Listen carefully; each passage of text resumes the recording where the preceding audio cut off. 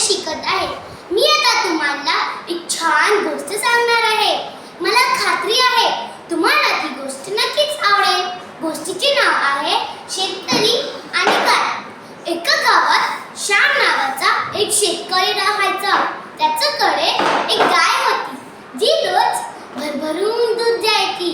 पण एकदा ती गाय आजारी पडली आणि तिने दूध देणं बंद केलं. मग श्यामने तिला हाकलून दिलं. शेतकऱ्यांना आता आपली गरज नाही असा विचार करून ती बिचारी गाय तिथून निघाली.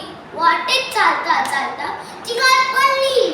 तेव्हा राम नावाचा एका शेतकऱ्याने तिला आपल्या घरी आणलं आणि तिने त्याची खूप काळजी घेतली. आणि थोड्याच दिवसात ती गाय बरी झाली आणि तिने एका गोंडस कासराला जन्म दिली आणि ती परत दूध देऊ लागली. राम गाय आणि वासराची खूप काळजी घेऊ लागला. गायचे दूध विकून राम श्रीमंत झाला.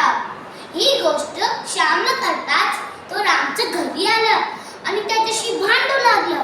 पण रामने गाय परत देण्यास नकार दिला. श्याम म्हणाला, मी तुझी तक्रार करीन. दुसऱ्या दिवशी संपूर्ण गाव जमा झाला. सरपंच म्हणाले, आता ही गायलाच ठरवू द्या की तिला कोणाकडे राहायचं आहे.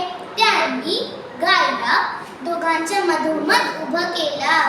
तेव्हा गाय रामकडे गेली आणि त्याचा हात चाटू लागली. कारण गायला रामचा स्वार्थीपणा आणि श्यामचा चांगुलपणा कळला होता. सरपंचाने गायला श्यामचं स्वाधीन केलं. तात्पर्य, या गोष्टीतून आपण हे शिकलो की चांगुलपणाने आपण सगळ्यांची मने जिंकू शकतो. तर मग मुलांनो, आपण नेहमी चांगल्या पद्धतीने वागायला पाहिजे. तुम्हाला सगळ्यांना आवडली ना गोष्ट? धन्यवाद.